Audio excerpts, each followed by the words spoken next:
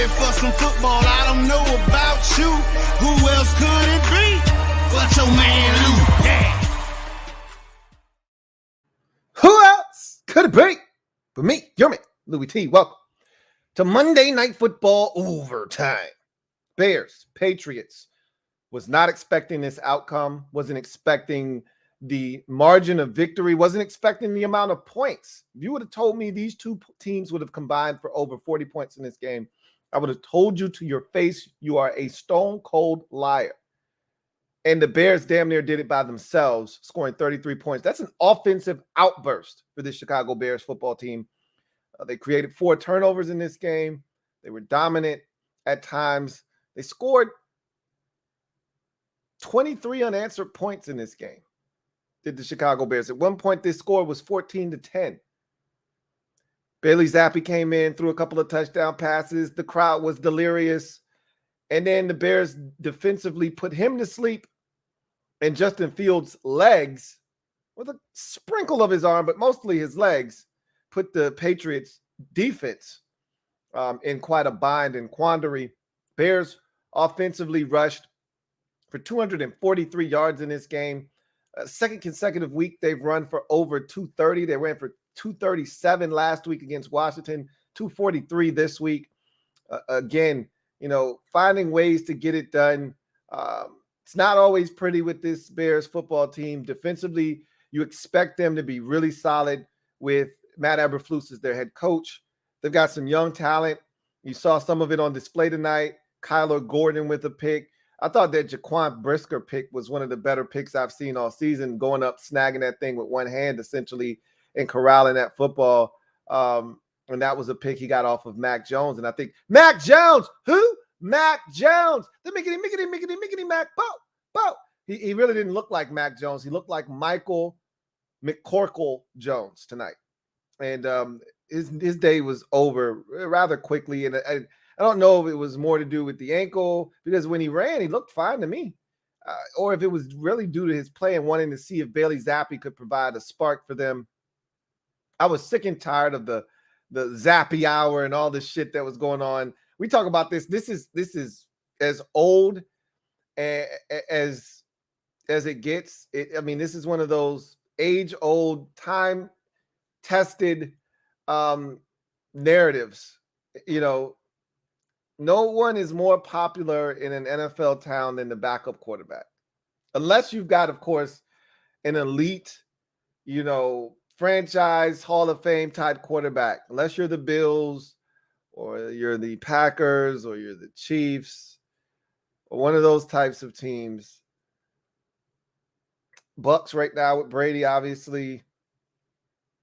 The backup quarterback is the fans' favorite guy in town.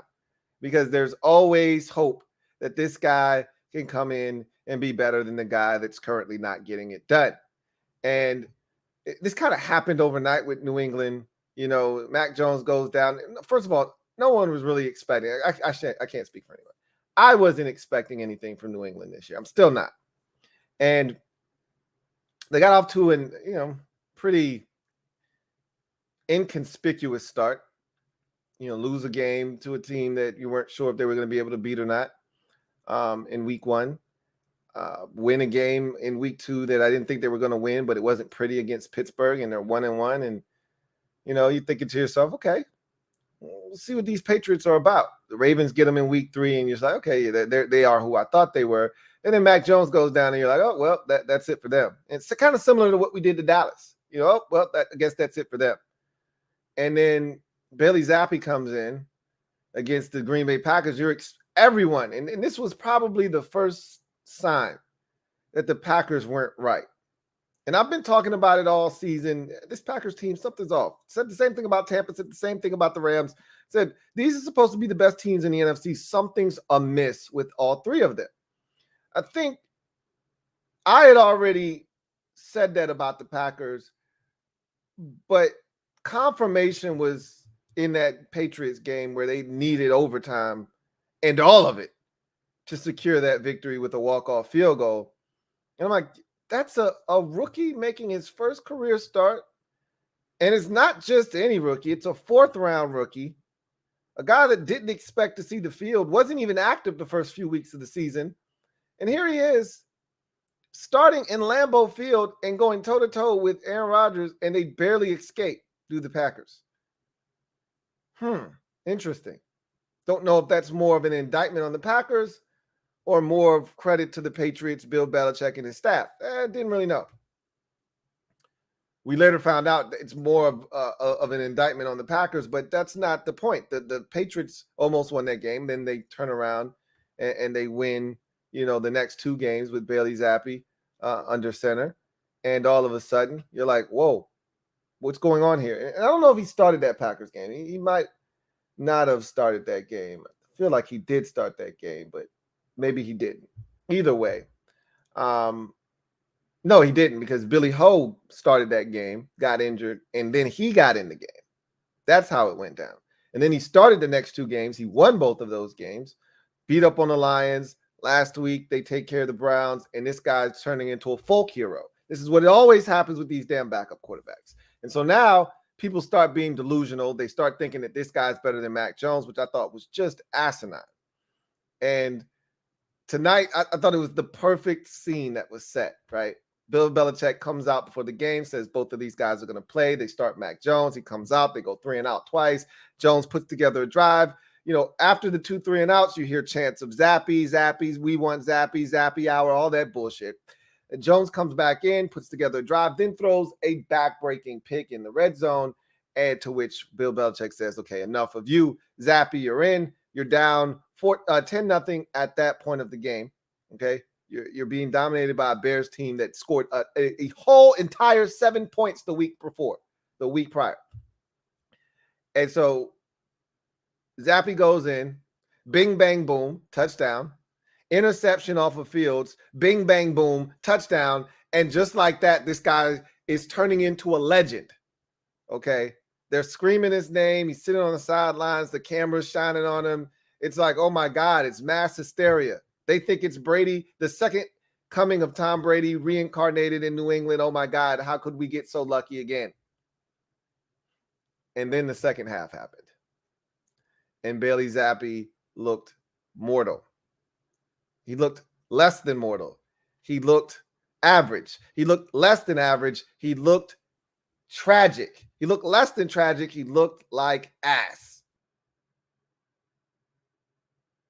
And after the first touchdown, Mac Jones comes over and gives him a high five. That wasn't Mac Jones. That was Michael McCorkle Jones. And so Michael McCorkle goes over and gives him a high five. It was the limpest, most unsatisfying high five I think I've ever seen in my life. But he had to do it. There was no one rooting for the demise of Bailey Zappe more than Michael McCorkle on the sidelines tonight. He can't show it, but I'm pretty sure he's sitting at his locker right now saying, take that, you ungrateful, unloyal bastards. Take that. These damn Pats fans ain't loyal. They damn sure ain't. Last year, they were screaming your name. Now they want Bailey Zappe. Now it's Zappe hour. The Bears come in and kick your ass. Kick your teeth in your crib. Wonder what they're going to do next. Interesting. Let's talk about the Bears, though. This was impressive by the Bears. Lot of Justin Fields running tonight. But you know what? That's what he's comfortable doing right now. They didn't give this man weapons. And for me, this is what I'm going to choose to do with Justin Fields. I knew that this felt like a kamikaze mission this year. I'm actually pleasantly surprised that through 7 weeks, the Bears are 3-4. Because with the roster that they assembled and the schedule that they were up against, I didn't see them having 3 wins, maybe 2. I thought they could beat the Giants, and I thought they could beat the Texans in their first 7 games. That's who I thought they would beat if they won those games. Well, they beat one of those teams. We didn't know the Giants were going to be what they turned out to be thus far. They beat the Texans. Didn't see them beating the 49ers in week 1. They did. And now they've beaten the Patriots. Didn't see them doing that either. and they found their way to 3-4. They've run the hell out of the football this season. They're one of the best rushing offenses in football, and partly that's in due to Justin Fields. Anytime your quarterback is a part of the run game, the Eagles are, up around the number one in the league. The Ravens are up around the top of the league. These are teams with quarterbacks that also chip in terms of the rush totals. The real teams that you should respect as rushing offenses are the Browns and the 49ers. These are teams that do it without their quarterback having a huge say-so in the rushing totals. But it doesn't take away from the fact that these teams are hard to defend, and these quarterbacks are a problem as dual threats. And Fields fits into that category. I'm going to reserve judgment on Fields. I'm not a Justin Fields guy. Never have been. Don't think I ever will be. I do love the fact that this guy cares, that he works hard. He's got the same type of DNA as Jalen Hurts. It's hard not to root for guys like that. Easy for me not to root for Jalen Hurts because he plays for a team that I absolutely abhor. But if he played for any other team, and I said this all the time, if Jalen Hurts played for any other team, I'd be rooting like hell for him to succeed because the guy is so likable. He works hard, he cares, and he wants to get after it, and he's trying to be the best version of himself every single day. Same can be said for Justin Fields. Leadership qualities, a guy that you can follow and get behind, wants it bad, is willing to take, the burden of being the guy head on, put it on his shoulders, and is willing to take responsibility for when he F's up, but also is holding others around him accountable. These are all traits that you want in a quarterback. And those are cool, but you got to get it done on the field. And he hasn't done that at a consistent rate to this point of his career. I think he's somewhat being held back by the staff and the front office because of the lack of weapons that he was surrounded by this offseason. It almost felt like they were setting him up to fail so they could say, hey, this guy stinks. He's not our quarterback. We want to get rid of him and get our own guy in here. That's what it kind of felt like. They were setting him up to fail with what they did this offseason. You can't look at the guys they added this offseason and feel like, oh my God, they are really trying to surround Justin Fields with talent so that he succeeds. But quite the opposite. But what they've done, I got to give them credit offensively, is they realize where he is as a passer. And they also probably realize we probably could have done more this offseason. Like Pringle and Pettis and N'Keal Harry. It's almost like every single receiver that was looking for a second chance somewhere else, guys that had high expectations where they were before, didn't work out, like Equanimous St. Brown and Dante Pettis and N'Keal Harry. Every guy that was looking for a new, fresh start after failing where they were initially is higher drafted wide receivers. Pettis, a second-round pick. N'Keal Harry, a first-round pick.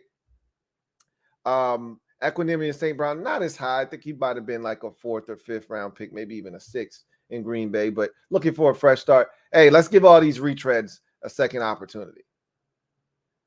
It's got kind of what it felt like.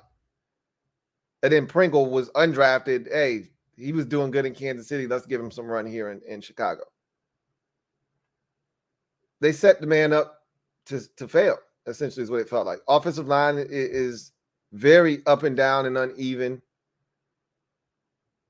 Yet, to their credit, especially Luke, their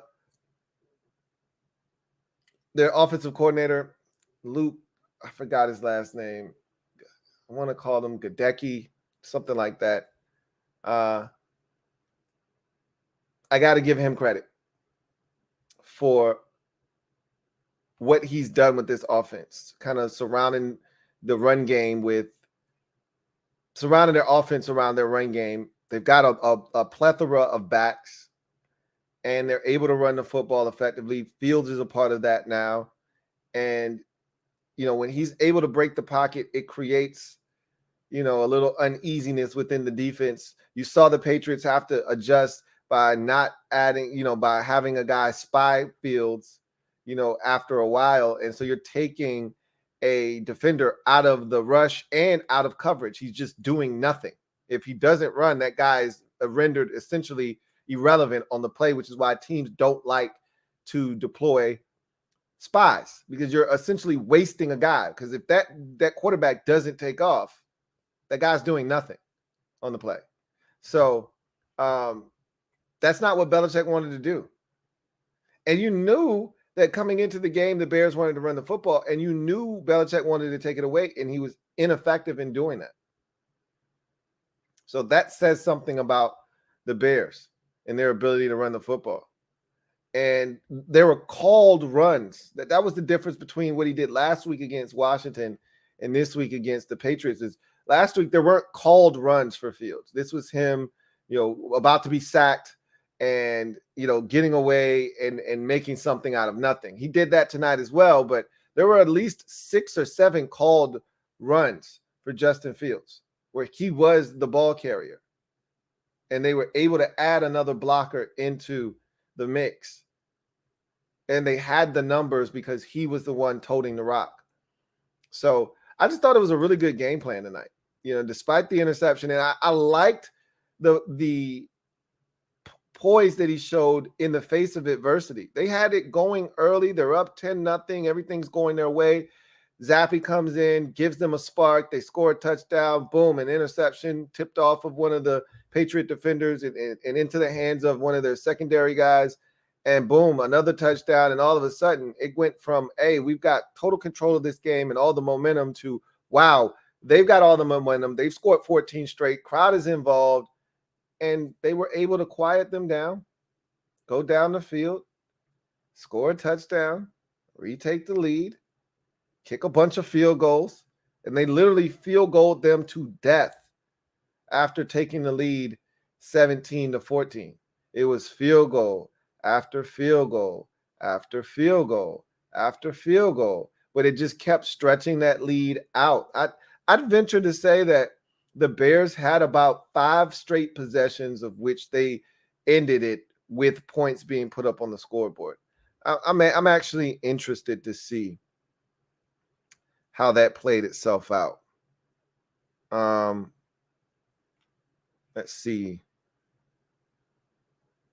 You've got touchdown to take the lead 17-14, as I mentioned. A field goal right before the half, that's 2. Field goal to start the second half, that's 3. Field goal after that, that's 4. Touchdown after that, 5 straight possessions in which the Bears scored, spanning late second quarter into the fourth quarter.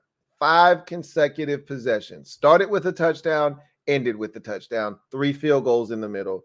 And they dominated the Patriots in that stretch of ball, creating turnovers, getting off the field on third downs. And that was one of the problems. And you didn't see this coming, the Bears being so efficient on third downs. I want to see what that number ended up being. At one point, I know they were like 8 of 14 on third downs. The Bears ended up in this game 11 of 18 on third downs. I mean, that is a ridiculous number for them. Well over 50. You're probably closer to 70% there at 11 of 18. I can tell you this much. I didn't see this coming. And this league this season has just been so unpredictable. Fields was only 13 to 21. I think that's what he was. Yeah, for 179. I mean, that's right around what he averages in terms of passing attempts. But what's impressive is the 14 carries for 82 yards. Montgomery with 15 carries for 62 yards. Khalil Herbert, 12 carries for 62 yards. Dante Pettis, 1 carry, 29 yards. When you look at what they were able to do on the ground, with Fields being the second week in a row, he's led the team in rushing. And the second week in a row, they've had over 230 yards rushing. When you look at what they've done on the ground, and they've had games this season where the ground game was dominant, and this was another one. They're in the top 10, maybe even after this game, probably top 5 in the league rush-wise. And they were able to impose their will on the New England Patriots tonight. The reason they were so effective on third downs, a lot of it was Justin Fields' legs, escaping them. But they were 3rd and 14s and 3rd and 11s, and he'd break their back, scramble out of, trouble, and they couldn't catch him, and he'd get the first down.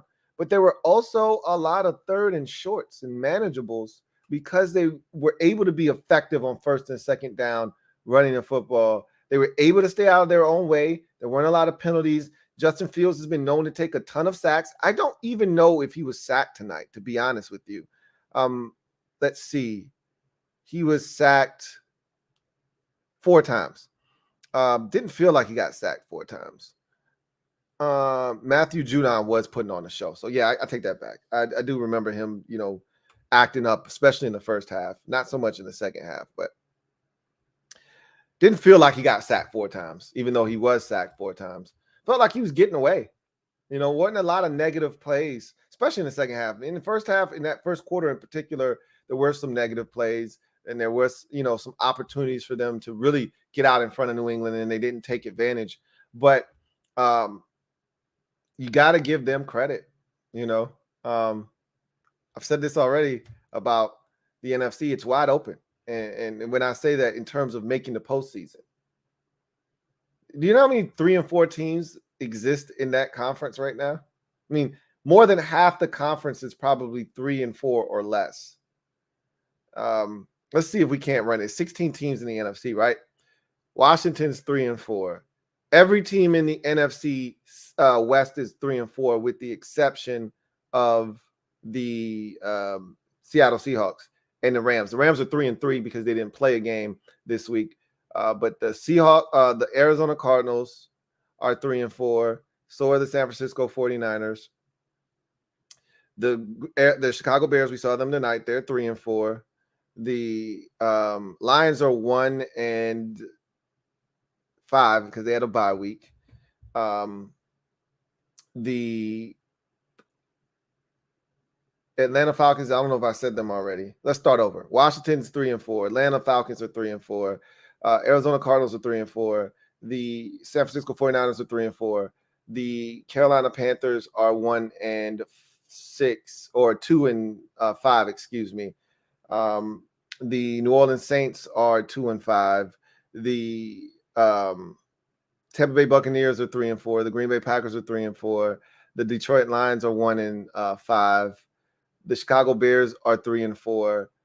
And I think that's everybody. That's 10 teams 3 and 4 or worse in the conference. That means only 6 teams in the conference are at or above 500, and 3 of those teams reside in the NFC East.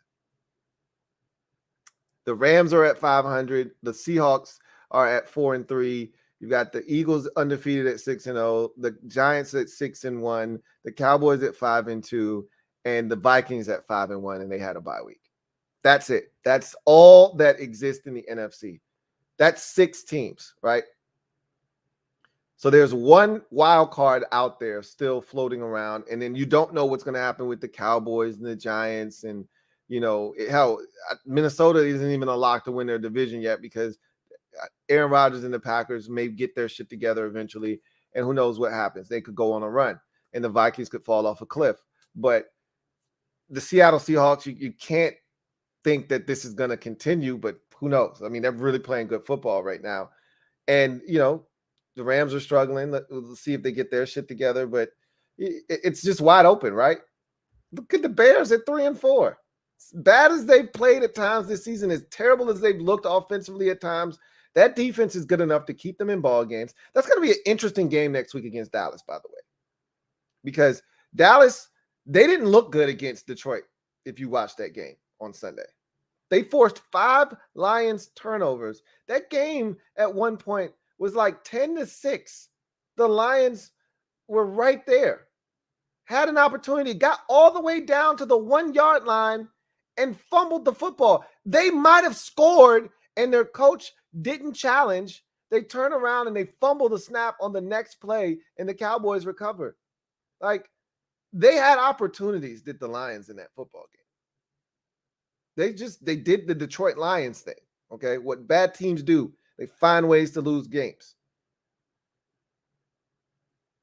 If the Bears can play the kind of defense that they played the last couple of weeks, maybe force a turnover or 2, And most importantly, they got to take care of the football and protect Justin Fields. This running shit that he's been doing, I don't think it's going to work next week against Dallas. That's the only thing, because their defense is so damn fast. And it's just so many guys, and they come at you in waves. I don't know if he's going to be able to get away next week. But if he can, it's going to make things very interesting against Dallas. This was a big win, man. This is the signature win right now for Matt Eberflus and his staff. This is the signature win. On Monday night at Foxboro, Patriots are playing outstanding ball, winners of 2 straight. It's Zappe hour. It's all of that foolishness. All the momentum going to the Patriots. And they go in there and they absolutely walk it out on these boys. I mean, dog walk them in their own building. 20 unanswered points, 23 to be exact. That's impressive.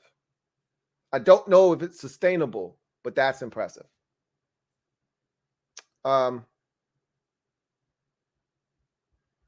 Anyway, let's get to the comment section and see what you guys have to say. If you are new to the channel, welcome to the Louie T Network. Subscribe for more great content. Turn on your notification bell so you don't miss a thing. Also, do me a favor. And if you want to have your comment read, use the hashtag LouieTLive to have your comment read on the air. Super chats are the way to go if you want to jump straight to the front of the line and ensure that your comment is read. And so, with that said, and let me just say this too. I was thinking this as I was watching the game. Not to make this about the Commanders. But doesn't this make you feel better about the victory last week, looking at what the Bears were able to do to the New England Patriots, systematically taking them apart? They did the same thing to us on the ground. Granted, there was one huge 60-yard run for Khalil Herbert in there that inflated his total. He had 7 carries for 70, 1 yards or something like that. 61 of them came on 1 carry. Fields had 80 some odd yards. 39 of them came on 1 carry. So while they had a ton of rush yards against Washington, two carries essentially amassed 100 yards.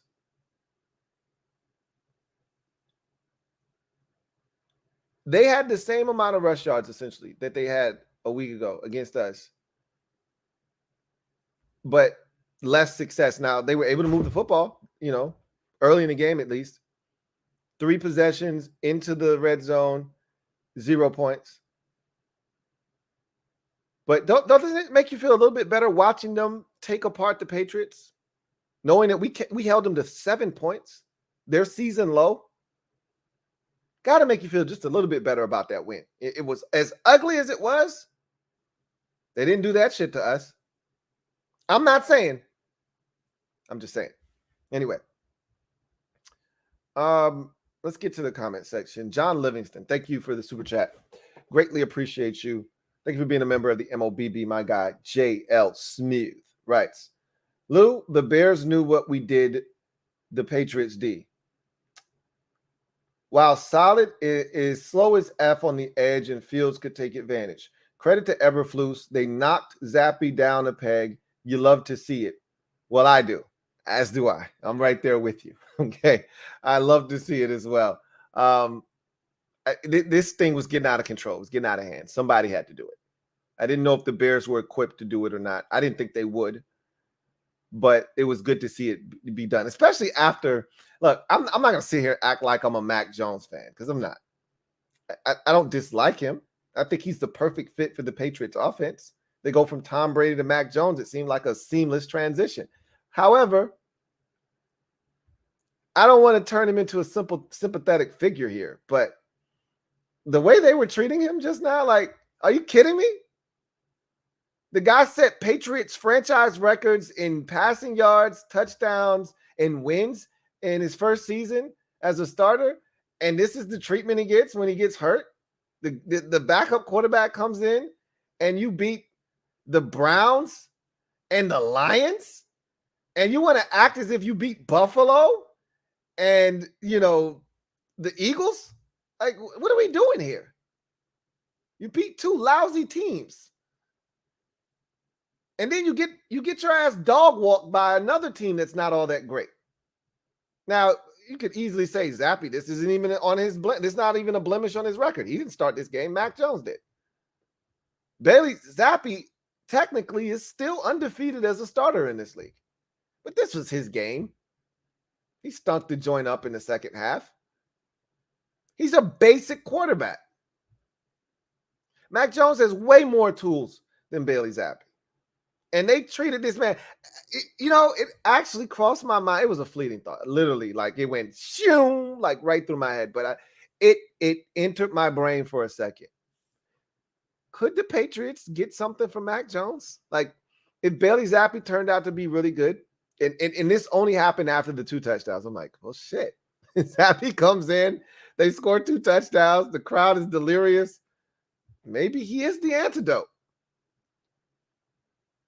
And for a second, I allowed myself to think irrationally, like a dumbass. Damn, I wonder if Bailey Zappe is the man, and wonder what they would get for Mac Jones if they decided to move him. And then the football guy said, bro, really? All right, we about to show you. Never mind. I'm not even going to do this with you. I can't believe you. You of all people, Louie T, you know better. But don't worry. I'm going to show you better than I can tell you. And quickly, that went away. So I too am there with you. Wanted Bailey Zappe and Zappe mania to be knocked down a peg or two. And, let's restore order here. Mac Jones is the starter in New England. Why are we having these discussions? Similar to the whole Cooper Rush thing in Dallas over Dak Prescott. Are you kidding me? Why are we talking about this? Stop. No, seriously, stop.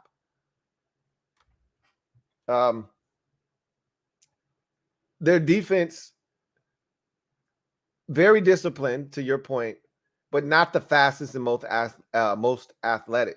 Now, they did have some guys out tonight, but that's usually been how the Patriots defense has always been. It's not always the most athletic, but they've got, some really smart, heady football players that are gonna be where they're supposed to be when they're supposed to be there. But I thought that the game plan was flawed tonight, and I get it.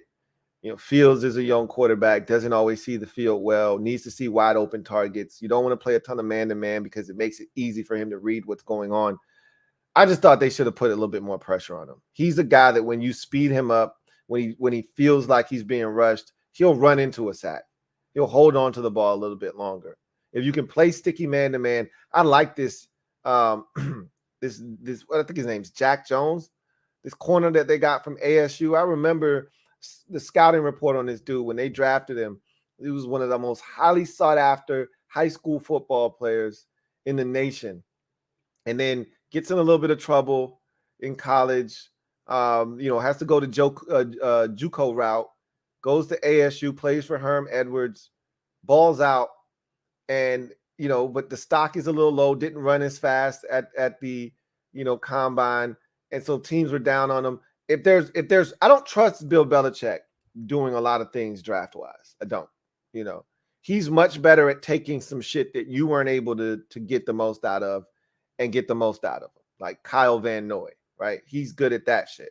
He's good at taking the guy that is a cast off or someone that was good elsewhere and bringing him to New England and getting the most out of him. But if there's one position I trust Bill Belichick to identify talent at, it's corner. Okay. Ty Law, and Ty Law was there before he got there, but still, Ty Law, he goes out and drafts Asante Samuel. He goes in free agency and Darrelle Revis had already established himself. Aqib Talib had already established himself, but he knew those guys could ball. Brought him Stephon Gilmore, I thought he was a superstar when he was up for free agency in Buffalo. I just thought he was really good corner. I didn't think he was a superstar. Belichick said, oh, no, I've seen him for the last 4 years up close and personal. He's a superstar. I'll take him. He drafted J.C. Jackson, okay? And now this Jack Jones kid looks legit. Just going to say that right now. You'll be hearing his name. I thought they should have played a little bit more man-to-man. got after Fields a little bit, and let's just see what he can do if you put a little bit of pressure on him. I thought they were too soft in their, pressure. They thought they could get after him because this line was cottage cheese. They thought they could rush 4 and get there. And Judon, like I said, he was an animal. But outside of that, they didn't have much else.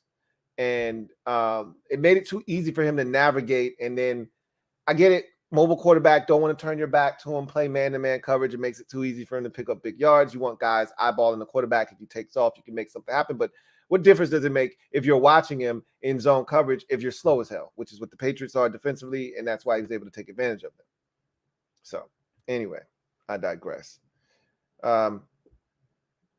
Big Money Sonny, thank you for the super chat. Greatly appreciate you. Thank you for being a member of the MOBB, who writes, dope cap, Lou. Salutes. Hey, appreciate that, man. Getting a little chilly out here. Got to keep the dome warm. And so decided to throw on a Louie T. Scully, man. You can get them still available up on the website. I'm going to try to get some more merch out here shortly. Going through a little bit of change there, but ain't nothing, man. Ain't much. Appreciate you, Big Money Sonny, as always. Luke Getsy, I think, say it then, Murthy. Thank you for that. Luke Getsy is the name of the offensive coordinator for the Bears. Brent Busby, thank you for the super chat. Greatly appreciate you. Who writes, F this game. Me and you about Heineke take last night. Well, this stream is about the game tonight. So they F this game. But, I mean, if you want to talk about, the game yesterday, I'm all for it. It's all good, man. I talked about Heineke. I talked about yesterday's game. I talked about the lift that he gives his team. All of that was on the CNN. Go check out Commanders Nightly News. Episodes up. Have at it. But that's funny. That was funny. F this game. Thank you for the super chat.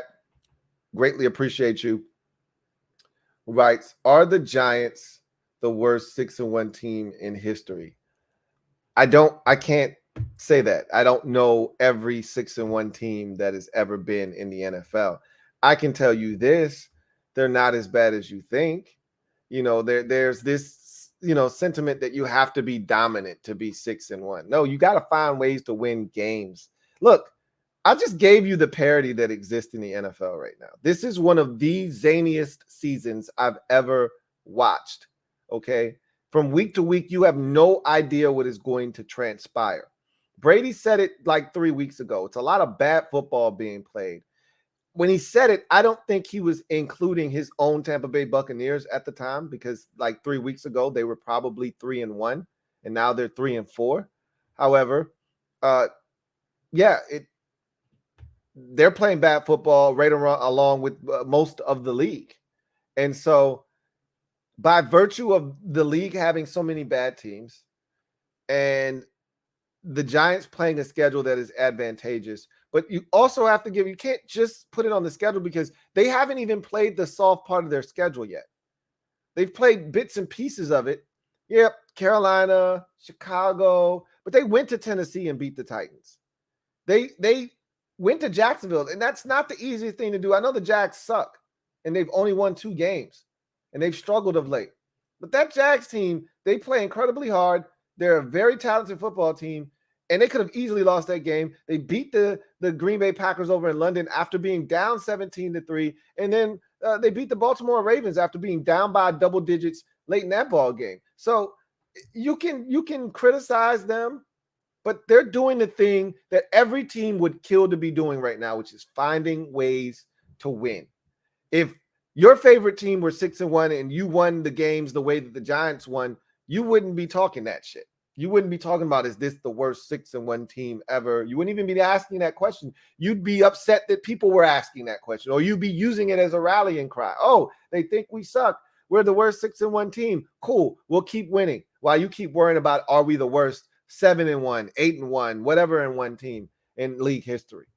I look at it as they're doing the thing that every NFL team aspires to do on a weekly basis: find a way to win. They're giving themselves a chance by not beating themselves, not turning the football over, not heavily penalized. They're staying in ball games until you make a mistake. They take advantage of that mistake. And by the time you look up, they're up 3 or they're up 4 at the end of the game. And now you're trying to find a way to beat them and you can't.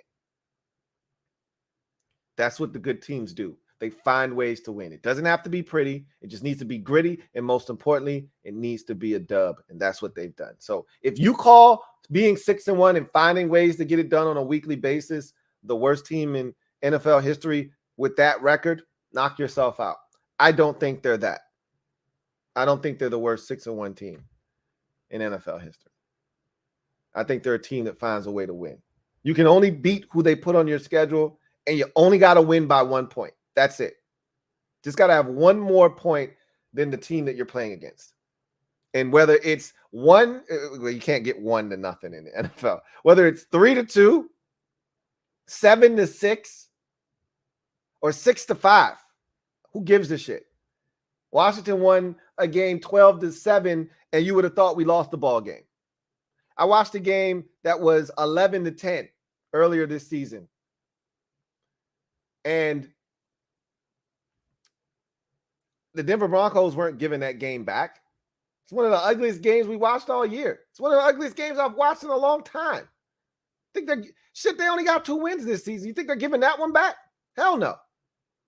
You win however you win. The Jets are 5-2. They've got some of the ugliest wins this season, including the one they just got over the Denver Broncos. You think they give a shit? Nope, we're 5-2. Run me my wins. Okay? Are the Jets the worst 5-2 team we've ever seen? Maybe. Who gives a shit? Cubone, thank you for the super chat. Greatly appreciate you. My guy, the Cubone, writes, what up, Lou? What's up, Q? Gonna miss J-Rob. Wish him nothing but the best in New York. So what my guy Q is referring to is that the Jets, who lost rookie sensation Breece Hall to an ACL injury in the win over the Broncos, went out and traded for Jacksonville Jaguars running back James Robinson, who actually was playing really well for them early in the season. And then they started to just really feature Travis Etienne, kind of moved away from James Robinson. I thought that was a mistake. He was clearly the better of the 2 backs early in the season. Etienne is the future, so you want to give him more opportunities, but I thought they should have been doing a 1-2 punch thing. They kind of just strictly went to Etienne, and he's been solid, but he's fumbled the football, things of that nature. Had a big fumble yesterday against the Giants. I thought that was the turning point of that game. He scores that touchdown, or they score a touchdown on that possession. I think they're going to beat the Giants. They were up already. That would have put them up 2 scores. That would have been a dagger in that game. But that's what the Giants have done. They found ways to stay in ball games that they shouldn't be in, and that's a byproduct of them, being opportunistic, but the other team not putting them away. Also thought it was a mistake to not kick the field goal up 4, being over-aggressive. In that situation, with the way your defense has been playing, you don't need to be, again, this is why analytics can also be the death of some teams. Understand your team situationally and everything that's going on in the game. Understand how everything's going. Your defense is playing outstanding. You're not going to need a ton of points to win this game. Take the points, keep the momentum on your side, and go up by 7. They elected to go for it. The Giants get the stop. It was a massive momentum switch. Back to the original comment, James Robinson now going to be a member of the New York Jets. He's going to do good things for them there. And they're playing with a ton of confidence. And he was playing well early in the season. I think him getting a fresh start and a new opportunity is going to be good for him. So we'll see what he does.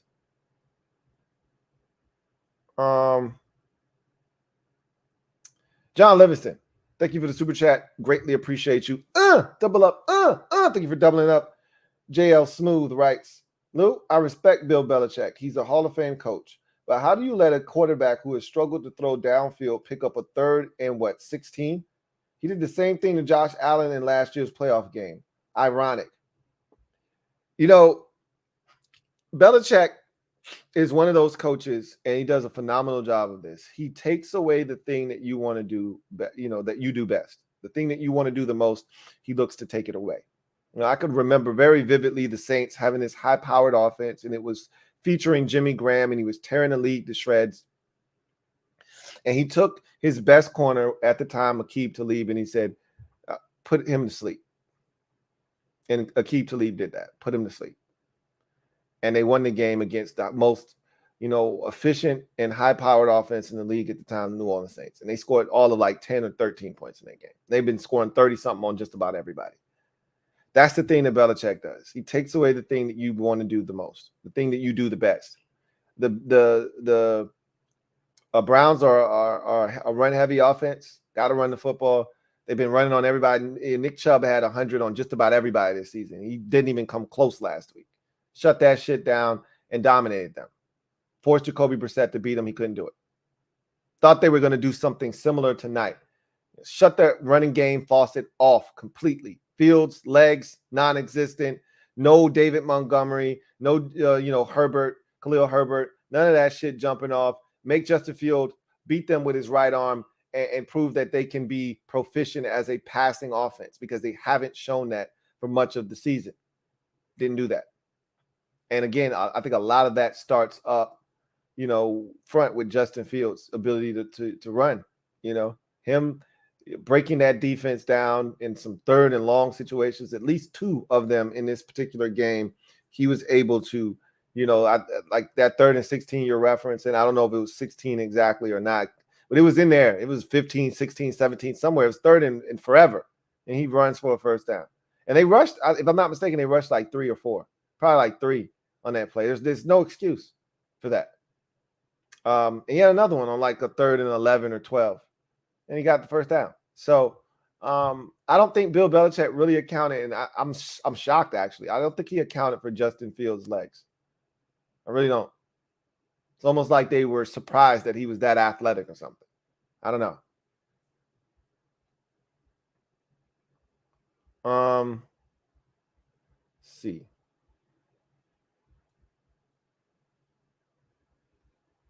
All right. I think that's the last super. Okay, got another one here from my guy, Luck.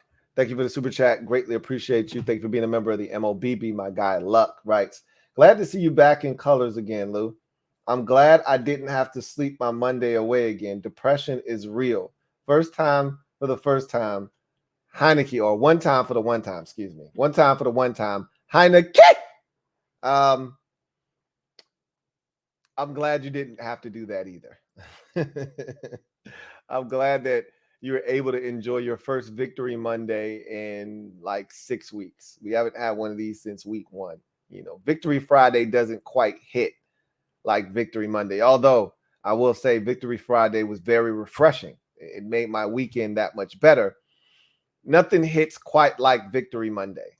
A Victory Friday, though, is pretty damn sweet because you get to watch the rest of the games knowing you already got yours done, and it's a great feeling. But Victory Monday, there are more of those than anything else. You want more of those Victory Mondays.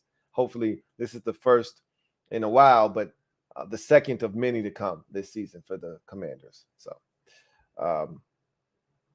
Vincent Cole, thank you for the super chat. Greatly appreciate you. Thank you for being a member of the MOBB. My guy, Vincent Cole, writes, just want to shout out to your drip as well, Lou. Thank you for this. Thank you. I appreciate that, man. Shout out to your damn Seahawks. I don't know what the hell's going on right now. Like, I feel like Vince Lombardi when I'm looking at the Seahawks. What the hell is going on out there? I mean, you go from Rashad Penny lighting it up to, your rookie. And I remember you asking me, did I think Kenneth Walker III, did I think he could be good for you guys? I was like, hell yeah. I thought he was the second best back in this year's draft behind Breece Hall, and he's showing it.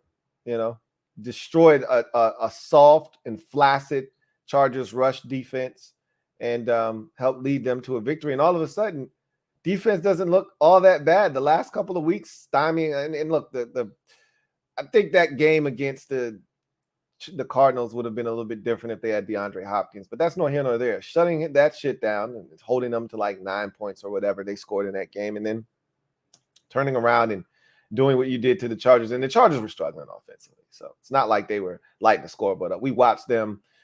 I mean, we literally sat through a snooze fest of a game on Monday Night Football against the Broncos in which nobody wanted to win. So they had been struggling on offense already.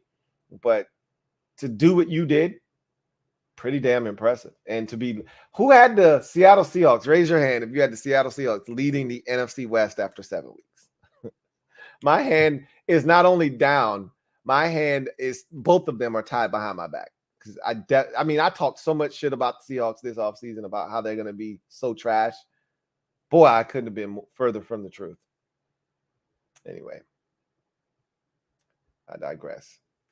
Joe Rockhead J, thank you for the super chat. Greatly appreciate you. My guy, Joe Rockhead J, thank you for being a member of the MOBB rights. I got all the upsets and none of the projected picks. That's why you can't do the upset thing, like strictly go upsets, because some teams are going to take care of business. And if there's a balance that you got to find, and it's been hard to find it this year because you've got to pinpoint which team is going to actually pull the upset in that given week. And it's been different teams. It's not the same teams over and over again. It's different teams pulling the upset on a weekly basis. And so it makes it tough to discern who's going to be the team that takes care of business like they're supposed to, and who's going to be the team that doesn't and allow a team that you didn't expect to get the win. I'm getting better, but I'm far from where I need to be in order to make the kind of ground. Like there were a couple of games that, looking back on it, I could have gone in a different direction, but I didn't. And so I couldn't have predicted that Carolina was going to wet the bed the way that they did against Carolina. I didn't see that coming. Sorry, not sorry, right? I thought Washington could beat Green Bay, but I didn't pick them to do it because I needed them to show me. But I knew they were capable. I've been talking about it. I gave you all the reasons why they could do it. I told you this Packers team isn't what we are accustomed to seeing. They're vulnerable. Everything that I said came to fruition, except I didn't have the balls to pick the team, but I don't feel bad about that. I don't feel bad about not picking them. There were opportunities. But at the end of the day, it balances itself out. If you go too heavy with the underdogs and the upsets, you're going to lose your fair share of gains. And it's going to cancel out. The one thing you don't want to do with great picks is cancel them out with stupid picks. And when you go too heavy with the upsets and the underdogs, you cancel out good, smart, calculated choices, like i.e. tonight's game. If you pick the Bears, the Patriots aren't juggernauts. So it's not like you would be looked at as foolish. It's a 3-3 team taking on a 2-4 team. Anything can happen. The assumption was New England's going to take care of business. If you pick Chicago, that's a smart pick. If you pick Carolina, that's a dumb pick, but it benefited you. If you pick New Orleans, that was a good pick. That's a solid pick, even though they were on the road. Who knows? They could have won that game. They didn't. But if you picked, say, Jacksonville, not a bad pick, but it bit you in the ass. If you picked Atlanta, not a bad pick. They just destroyed San Francisco last week. Not a bad pick, but it bit you in the ass. You pick too many of those, it's going to end up canceling out picking Carolina. It's going to cancel out picking Washington. It's going to cancel out some of those things that you did. Jamal Hamlin, thank you for the super chat. Greatly appreciate you. Jamal writes, Lou, I have to say it. The sweet taste of victory. Go ahead and breathe it in like an antihistamine. I tell you what, man, it's nothing like a victory Monday. I mean, I always tell you guys, the air is crisper. Water, beverages taste better. I'm right now on my water kick. I'm not drinking any juice or anything really with flavor, no alcoholic beverages. I'm getting my life together before Thanksgiving because I'm going to pig out on Thanksgiving. I always do. So everything tastes better. Food tastes better. Everything, sleep is better. Everything is better when you win. Everything is better when you win. So yeah, it definitely tastes good. Big Money Sonny, Thank you for the super chat. Greatly appreciate you. Double up. Thank you for doubling up. Big Money Sonny who writes, thoughts on the new Colts quarterback. He gonna light us up. I'm gonna talk about him during the course of the week. I'll just say this. If we go in there thinking that this kid's gonna just wet the bed, we're in for a rude awakening. Like, we got to go in there and force him into some mistakes because he's fully capable of going in there and making some plays. He's big, he's athletic, he's physical. No, he doesn't have all of the tools as a passer, but just like our guy, he's a gamer. And he's going to go out there and he's going to make some plays, and we better be ready. I'll just say that. I go back and watch my film, my breakdown of Sam Ehlinger. He was one of my favorite quarterbacks in that year's draft class. I really liked him. I said, man, something about Sam Ehlinger, man. I'm telling you, this guy is a gamer, right? There's something here to Sam Ehlinger, and I liked him a lot more than others in that draft. He's going to get an opportunity. And I don't know if you heard what Ian Rappaport said about Sam Ehlinger, but there were teams inquiring about him around the league, seeing if he was available. Like, I don't think this is a coincidence that they benched Matt Ryan, because they said they were going to bench him regardless of whether he had a shoulder separation or not. They were going to bench him and play Sam Ehlinger because they didn't believe that Matt Ryan gave them the best chance anymore, and they wanted to see what this kid could do because everybody else seems to think that he's got something. So they want to see what it is. I'm just going to tell you this. If we think he's going to come out and just stink it up without our assistance, we're in for a rude awakening, and we're walking into a trap. We better take this kid seriously. I'll just tell you that.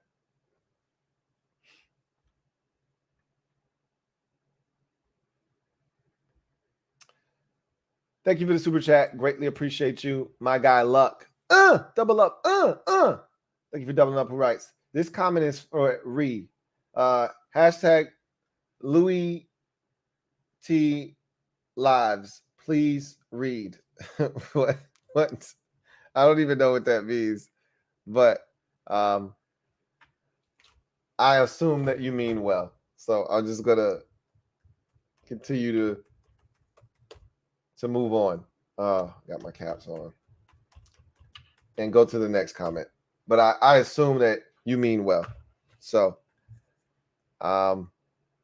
anyway, I digress. Brent Busby. Thank you for the super chat. Greatly appreciate you, Brent Busby. Double up. Thank you for doubling up. Rights. Come on, bro. I saw the red eyes. You had a Heineken for Heineke last night. No, I didn't.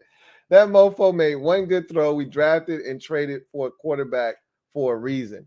I'm not here telling you that Taylor Heineke is the second coming of Jeff Garcia. I'm not telling you that he's the second coming of Tom Brady. Okay? I'm just telling you that for this team right now, for Scott Turner's system, he's the best quarterback on the roster right now.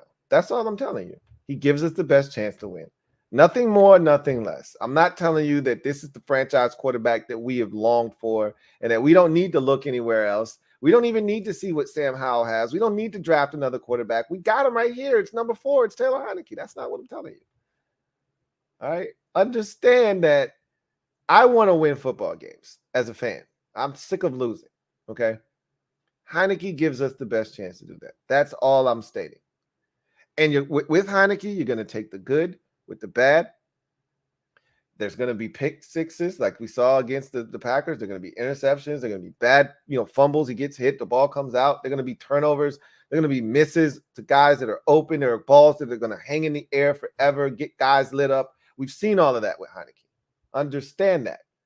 Know what you're getting yourself into. But there's also going to be a scramble, an eluding of a guy that beats your guard right off the snap, and him ducking the shoulder, stepping up into the A gap and finding Curtis Samuel for a 14-yard gain on third down. There's going to be a 3rd and 2 where he hits a sidearm shot to Terry McLaurin to move the sticks. There's going to be a 3rd and 11 game on the line throw where he's backpedaling or in the face of pressure, and he throws a ball with his eyes closed. We've all seen the shot of his eyes closed as he's throwing the football to Terry McLaurin on that final comeback for the first down that pretty much put the game on ice.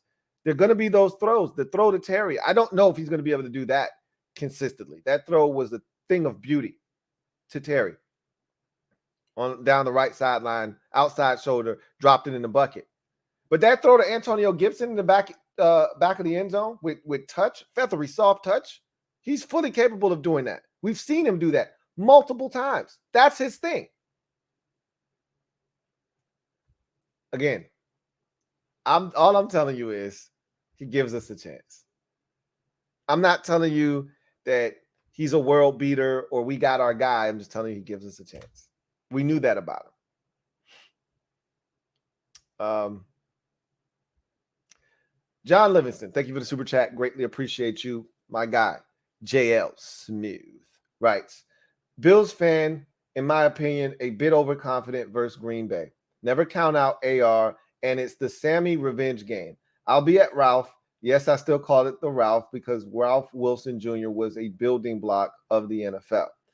I don't know what it's called anymore, but I think most people probably still call it Ralph. I mean, I think most people still call Heinz Field. Heinz Field is like acupuncture or some crazy acupuncture or some shit like that. Who calls it that? Still Heinz Field, right? Some stadiums have these names that just kind of stand the test of time. Mile High will always be Mile High, even if it's Mile High at Invesco or whatever the hell it's now. Mile High at QQQQQ. How many Qs can you have? Whatever it is called now, still Mile High Stadium, right? Arrowhead will always be Arrowhead. They can sell the rights. It can be something else. It's always going to be Arrowhead. There's just certain, and Raymond James Stadium will always be Raymond James Stadium, even if they name it something else. Just like Ralph. I will say this about that game. It's interesting because you never want to back a future Hall of Famer into a corner like this that still got it. All right. If this were Ben Roethlisberger last year, you're like, oh, I don't really give a shit. But Tom Brady, Aaron Rodgers, these are dangerous guys that are backed into a corner right now. They haven't been here in a very long time. Anxious to actually see how they maneuver their way out of this rut that they're in.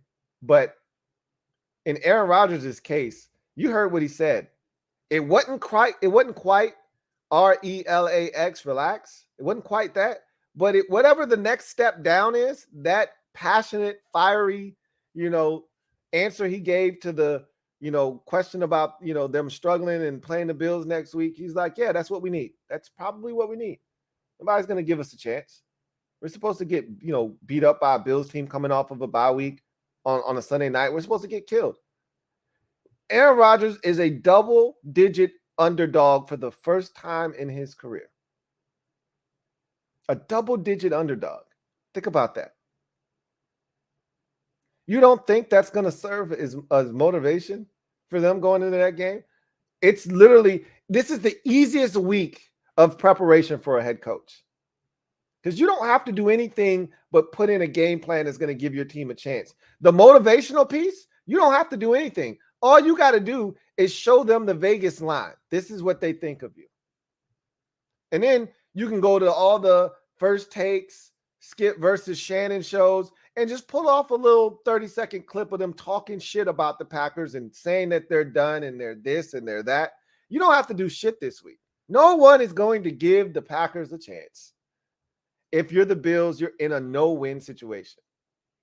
And if you really want people to believe that you're serious this year, you're serious, you will stomp a mud hole in this Packers team. They are not good right now. Not good right now. And they're in a damn thing that can save them. They're in the player coming back.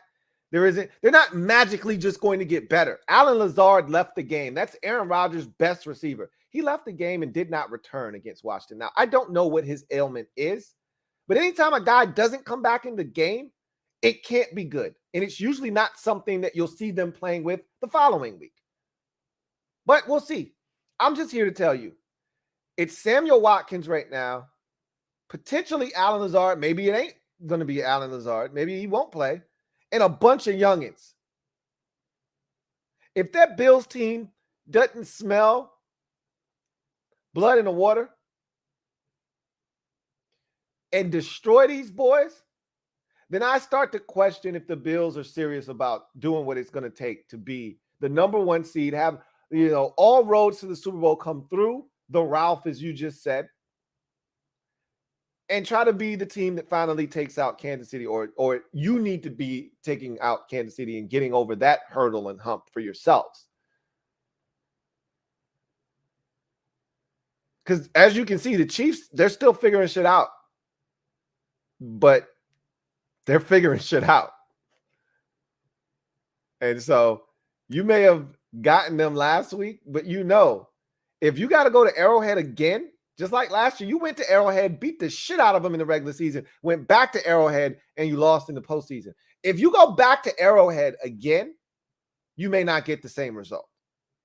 Your best bet is to make them bring their asses to Buffalo, cold as hell, probably snow on the ground in January, and say, try that shit again.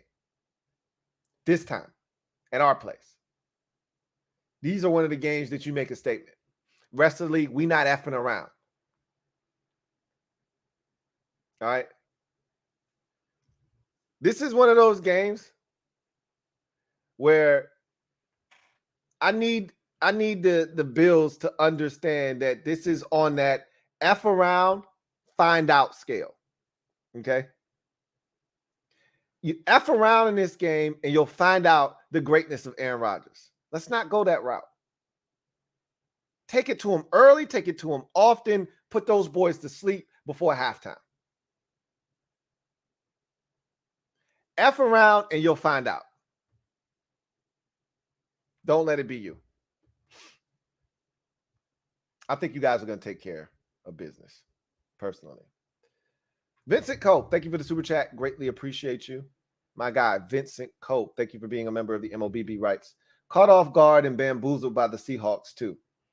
I don't know how you couldn't be. Even the most staunch Seahawks fan, and you're one of the biggest that I know, they didn't see this coming. They viewed this, just as I did, as a rebuilding season. We're going to take our lumps. We'll be competitive in some games, but we'll end up with a top 10 pick in next year's draft. That is not where they're trending right now. I repeat, not where they're trending right now. It's amazing. Utterly amazing. Big Money Sonny, thank you for the super chat. Greatly appreciate you, my guy. Big Money Sonny writes, what's going to happen when defenders don't drop interceptions and refs ignore petty penalties? They are coming. Fans better be ready. I hear what you're saying. I mean, there were opportunities. You can say the same thing about what happened to Tua last night against the Steelers. The Steelers dropped 18 picks last night. The shit happens. Defenders are defenders for a reason because they don't play offense. A lot of those dudes can't catch. So you're assuming that he'll continue to throw the football to the wrong colored jersey. He admitted after the game that there were jitters, that he was excited and that he, came out and he had to get a lot of that out of his system. I like I said, I'm willing to give you a pass on that for the first couple possessions. After that, that shit doesn't hold a lot of weight with me. At the end of the day, he's gonna make mistakes, and those petty penalties that you're referring to, we've been flagged for those all season long. It's about time one of those actually go in our favor. That should be the last thing that you are complaining about. As many of those have gone against us this season, you got to be shitting me. Yeah, we deserve some of that good juju. We don't get much of it. So it was about time some of that shit worked in our favor. I'm shocked that they didn't converse with one another and pick the shit up because it took them a long time to announce the penalty. I was actually thinking, you know what? It'd be just our luck that they see the outcome of the play and say, you know what? I'm going to pick this shit up. Don't worry about it. They got a touchdown. Just let them keep it. I thought they were going to do that shit to us. I was shocked that he ultimately came and said illegal while the quarterback was still in the pocket, illegal contact. And then they showed the play and I'm like, yeah, that was illegal contact. But I'm like, if that were us, I'd be pretty pissed. But it was us against Dallas. It was the same shit. It was us. So I'm like, yeah, that's the way the cookie crumbles. We've had it done to us this season. So anyway, I digress. Mike Stevenson II. Stand up. You are officially the newest member of the MOBB. Glad to have you, Mike. Looking forward to chopping it up with you. You're not the only Eagles fan that is a part of the MOBB. Come one, come all. Glad to have you. And as I've always said, and there are a lot of Eagles fans that can't stand me, think I'm a dumbass, this, that, and the third, and that's fine. But I try to be the voice of reason. I speak my truth. I can't tell you about what anybody else thinks. But if the Eagles are good, and you can go back to 2017, if your team is good, I'm gonna give you the credit you deserve. And I've given the Eagles as much credit as I can give them for what they've done starting the season 6-0. And so I'm glad. Obviously, you either think highly of what I do, enjoy the content, or you just want to be around, keep your friends close and your enemies even closer. And you want to be as close as possible to what's going on here so that you can point and laugh during the process. Whatever the case may be, I'm glad to have you. Thank you for becoming a member. MOBB, you know what to do. Show Mike Stevenson II some love. Welcome to the squad. Mike Stevenson II, once again, thank you for becoming a member of the MOBB. Thank you for the super chat. Greatly appreciate you. Who writes, Real One checking in. What it do, Lou? Go Birds. Really appreciate you, man. Thank you so much for the super chat. Big Money Sonny, thank you for the super chat. Greatly appreciate you. Who writes, birds can go to hell. There are a lot of birds in the league. Seahawks, Falcons, Eagles. I can tell you this much. Of those three that I just, Cardinals are another one. Of the three I just mentioned, Ravens are another one. Of all the birds I've mentioned, I can't stand the Eagles the most. That's not a far-fetched statement, and that's not something that you guys probably didn't already know, but doesn't matter. I respect the fans, the ones that aren't delusional and crazy, but those are few and far between, by the way. But Mike seems to be one of them, so I'll add him to the short list of Eagles fans that aren't, nauseating. Ree, thank you for the super chat. Greatly appreciate you. My guy, Ree, right? I don't even think this is Ree. I think this is Luck, because Ree never super chats. Like, it's got to be something like, and if he really wants to talk to me, he'll DM me. So this reeks of Luck. But this is a good one. Like, if I was like really out of it and just not on top of my game, this would have been the perfect comment to get me. Lou, I know exactly what's going on with Tom. And that is like the perfect one, because dumbass Lou would be like, what, Ree? And then you would get me these nuts, and it would be epic. But I'm not dumbass Lou anymore. I'm me, your man Louie T. I'm on the top of my game, so not going to fall for that one. But guess what? That was a good one, Luck. And again, if I wasn't on top of my shit, that's the kind of question that I respect if you were to get me. Spence Collis, thank you for the super chat. Greatly appreciate you. My guy Spence writes, thank you for being a member of the MOBB, writes, is our defense really that much better than the Pats? No. The Pats are better coached. We have more talent than the Patriots on defense, believe it or not, even though I think their secondary is way more talented than ours. Our front is way more talented than theirs. But they're way better coached, and that's not saying much. We know that. They're way better coached than we are defensively. But the key to keeping Justin Fields neutralized is by getting pressure and hitting him. They didn't hit him nearly enough tonight. They sacked him 4 times. Those were the only 4 times they hit him tonight. I didn't even feel those 4 sacks, to be honest. I was sitting here telling you, man, I think these guys, I don't know if they sacked him. They sacked him 4 times. I couldn't even remember any of the sacks. I remember one where he ran backwards, and then they corralled him and like 3 guys fell on him and right by the sidelines and he fumbled. And I'm like, dude, what are you doing? Throw that shit away. Don't take that stupid ass sack. But like Washington beat him up. How many times did he get up slow in that game against Washington? They beat him up. They kicked his ass, sacked him 5 times, hit him like 9 or 10 or 11 times. They were on his ass. That made the world of difference in that game. The Patriots didn't do that tonight. So no, our defense isn't that much better because they're way better coached than we are. We got more talent, but they're way better coached than we are. But that just goes to show you that the defense is playing well right now. And keep in mind, they got into the red zone against our defense 3 times. The difference is they got 0 points. Just think about it this way. If all 3 of those possessions that they got 0 points on were field goals, they beat us in the game 14-12. Or, excuse me, they beat us in the game 15-12. Wait a minute, 16. Goddamn, my math is terrible right now. They beat us 16-12. They scored 7 points. They beat us 16-12. But they got 0 points. Tonight they field goaled the Patriots to death. They scored 3 touchdowns in this game, if I'm not mistaken. Yeah, they scored 3 touchdowns, but they kicked like 4 or 5 field goals.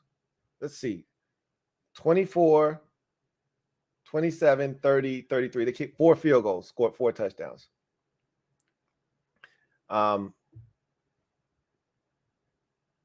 One touchdown and the 4 field goals would have been enough to beat New England tonight. So they played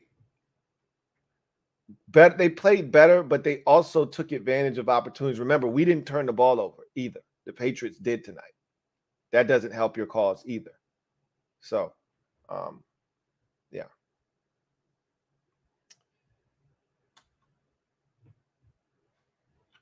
Washington football fan, WGIL, thank you for the super chat. Greatly appreciate you. Thank you for being a member of the MOBB, who writes, haven't we seen the last of Wentz? Have we seen the last of Wentz as a commander? I won't say that. I won't go as far as to say we've seen the last of him. There's a chance. I laid that out for you last week before Heineke even played in the game, that it's a realistic possibility that if he was put on IR, which he was put on IR, and Heineke plays well, and I didn't know what Heineke was going to do against the Packers, but I'm like, if Heineke comes in here and plays well, I think the Monday episode, when we found out about the finger for the very first time, when it was confirmed that he had, in fact, fractured his finger and was going to be out, and we found out the timeline was somewhere in that 4 to 6 week range, I think the Monday episode was the Carson Wentz revenge tour may be over permanently. Something to that effect. And it wasn't just that he was missing the games against the teams that he was seeking revenge against, in the Colts and the Eagles in particular. But I was more so talking about he might be done in Washington, period. Now, they respect him in the locker room, and they talked about his leadership qualities and how he's rooting on Taylor Heineke, and all of that's fine and dandy. But if this team is responding to Taylor Heineke and they're playing good ball, again, how can you go back to a guy that was struggling at the position and had this offense looking pedestrian? I just think you got to stick with Heineke.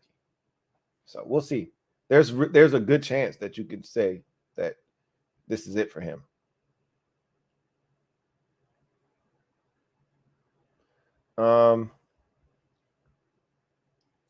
Your boy Malk, thank you for the super chat. Greatly appreciate you. Who writes, when the super chat covers your mouth, you look like the neighbor from Home Improvements. Yeah. So I had a buddy of mine. We talked about this. I gotta fix this screen. I don't know why it is when I do this particular setup. Like, I've got other ones. Like when I do this on my podcast, I don't have this problem. Like the super chats are down low where they belong. It's only when I do these post-game shows where the super chats are like super huge. I got to figure out why they're so damn big. And it's probably something to do with on my end. But yeah, like he's like, dude, it's like you're playing peekaboo. Like all I see is like your eyes or some shit. You see me try to like sit up like really high to get over the comment when it's really long. Yeah, I forgot what the neighbor's name was that was at the fence. I forgot his name, but yeah, I definitely can see that.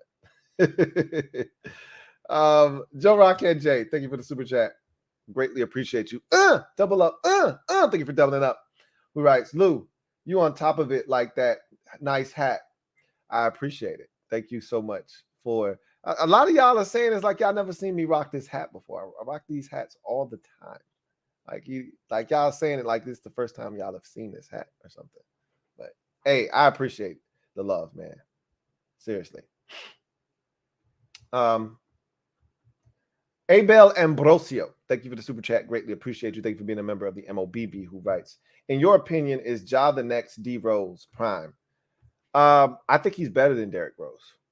And Derrick Rose, at this point of his career, he had already won an MVP. So it kind of seems crazy that I'm making that statement because D Rose early in his career was ridiculous.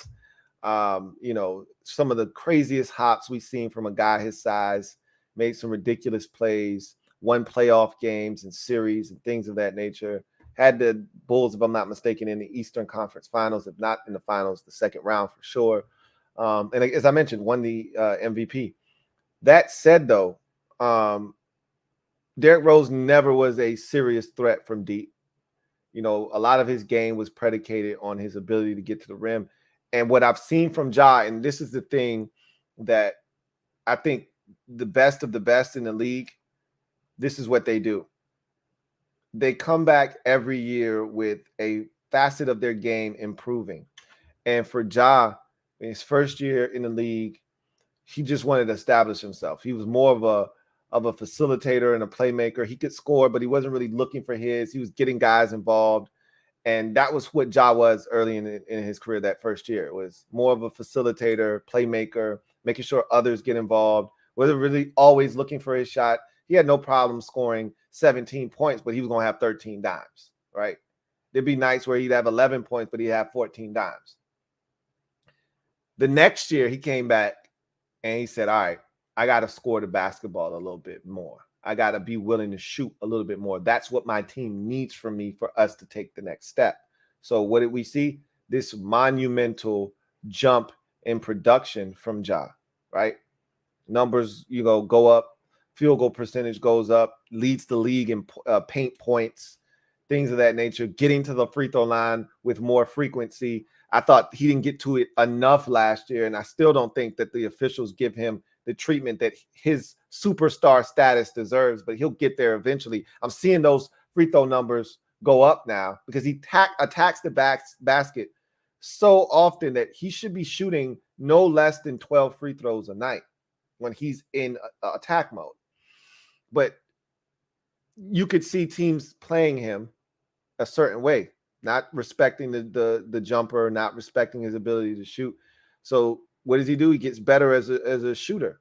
Last year, I thought that's part of the reason why the numbers took such a big jump and he won, most improved player in the league, because he got better as a shooter, but he still was right around league average, hovering right around that 33% from deep.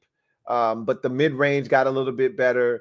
And so he started to gain more confidence in his shot. This year, he goes home, comes back, better free throw shooter, because that was one of the knocks on him last year too. He missed some free throws. Much better free throw shooter this year. And now he's shooting that three-pointer at a deadly clip.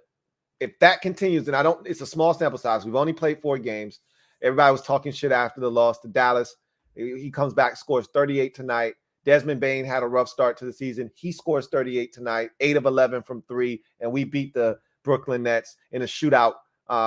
Fantastic basketball game. Anytime you score 134 points in regulation, you're doing something. So I do think he is better than D Rose at this point of his career. I know, and again, I think he can win MVP this year. He's off to a great start. 49 points the other night against the Rockets.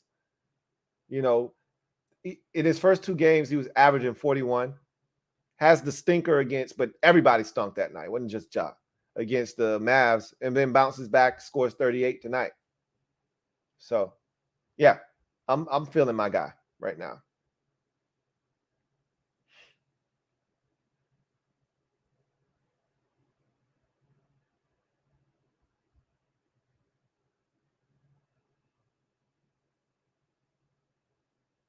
Big Money Sonny, thank you for the super chat. Greatly appreciate you. Who writes,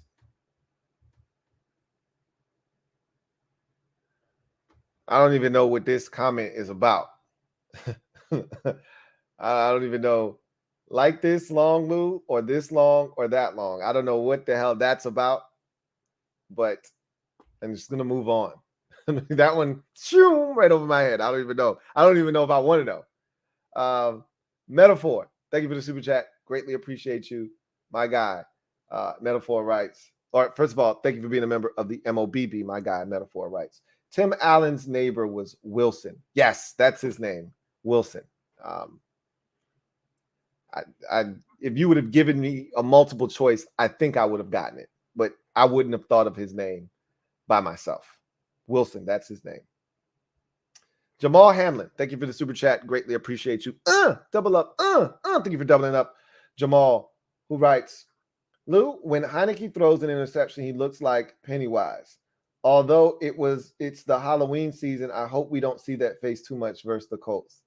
Boy, he looks like a little ass kid that just got scolded and sent to his room when he throws a pick. But I can say this too.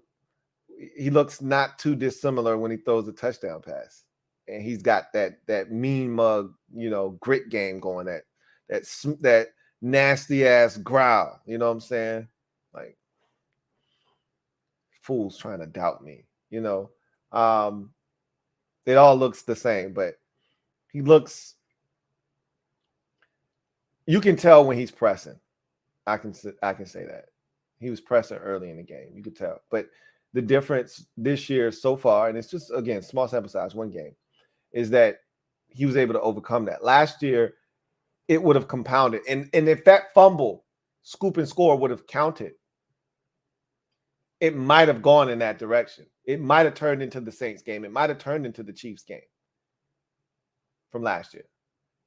But because it didn't count, I think he was allowed to settle in and turn that into the Tampa Bay game from last year instead of, one of the games that went south for us. So, yeah, we'll see.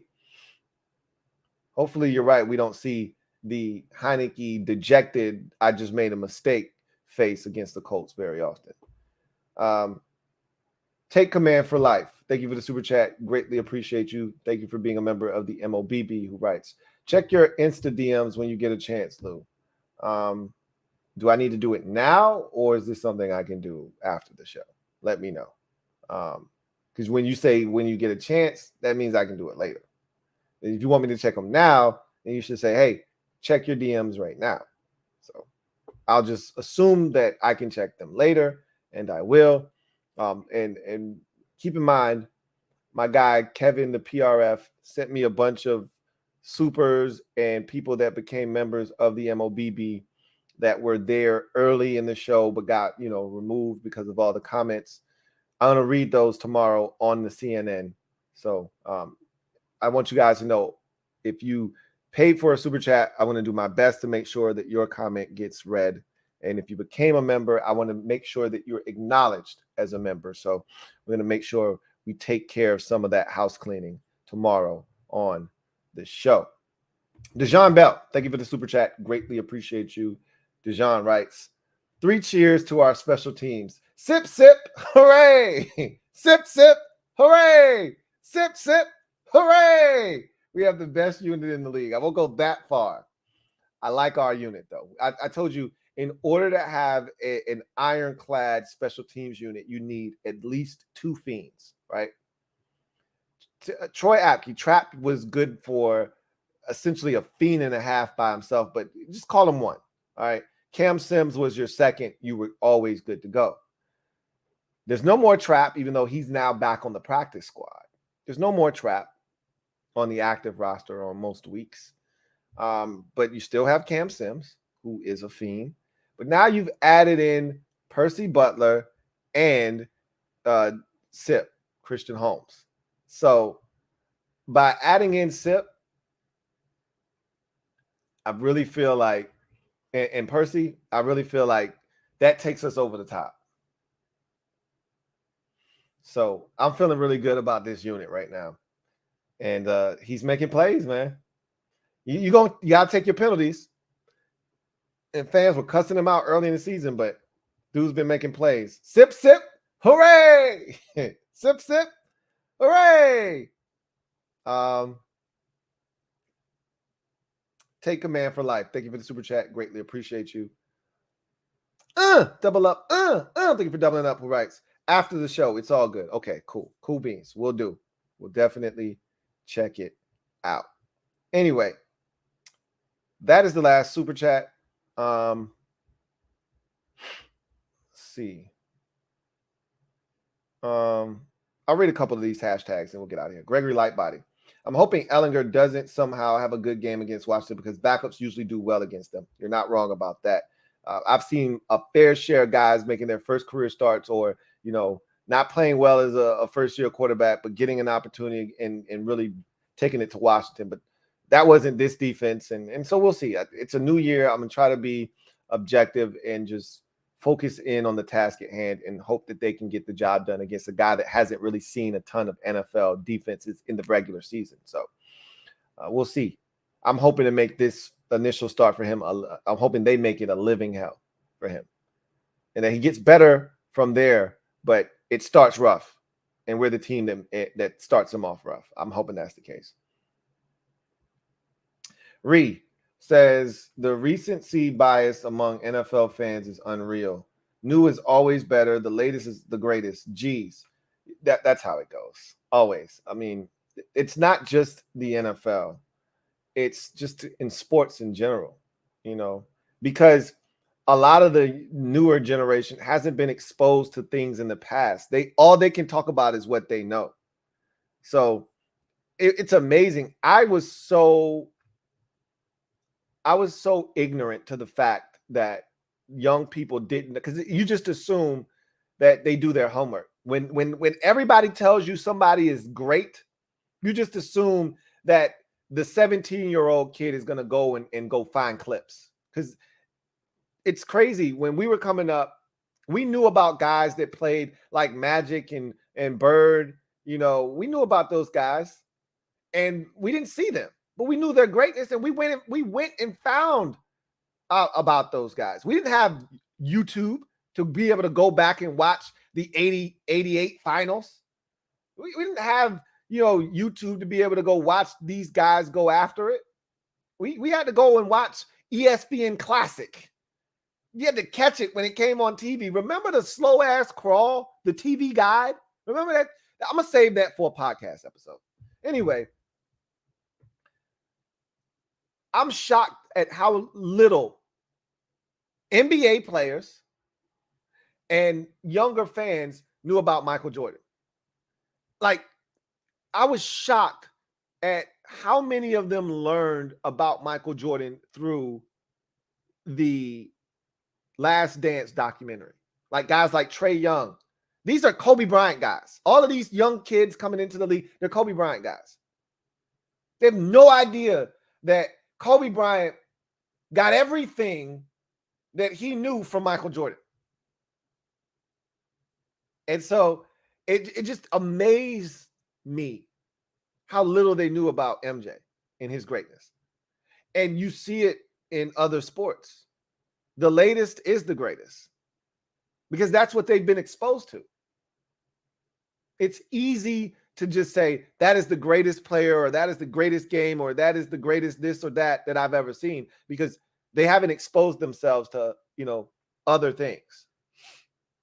But yeah, we can be, and I'm guilty of this at times. I try not to be, but I'm human. We can be prisoners of the moment sometimes. Everybody wants to be able to say that they were there or they saw this.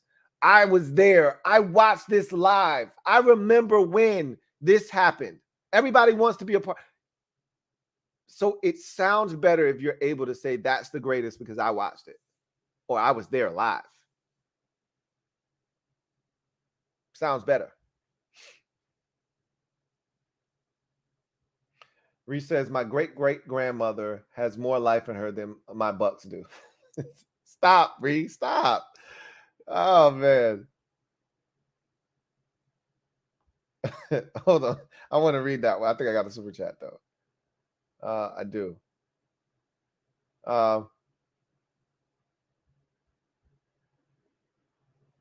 Let's see.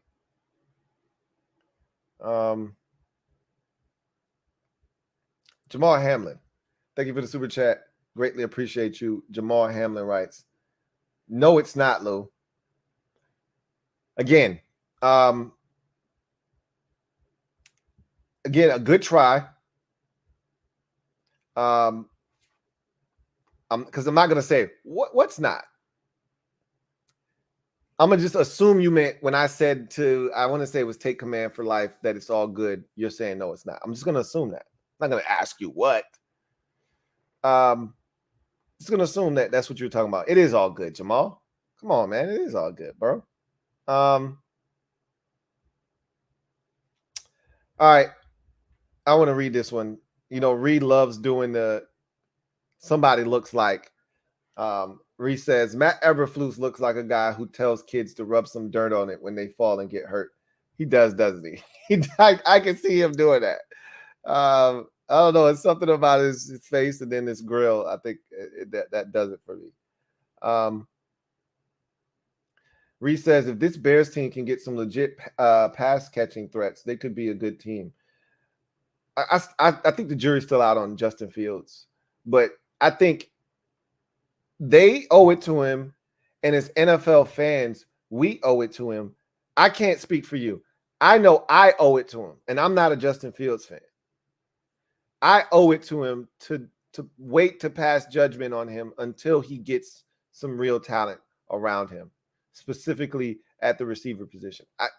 They could do better at tight end, but they got the kid from Notre Dame, and they got some running backs. The offensive line is not up to par yet, but it's not as bad as it's been. But they could do some work on the offensive line, and they have to get him some better pass catchers. And when they do that, then it's sort of like how a lot of people felt about Daniel Jones. Like, until you fix the offensive line, until you get him some real pass catchers, it's hard to really say what Daniel Jones is. I think you're seeing a little bit of that now. Still don't have all the pass catchers, but the offensive line is improved, and he's being coached better. And look at the difference; it's night and day. So, I think the jury's still out on Daniel Jones. I don't know if anybody's truly sold on him quite yet, but he's playing well. I just want to see what Fields can do when he's given real talent.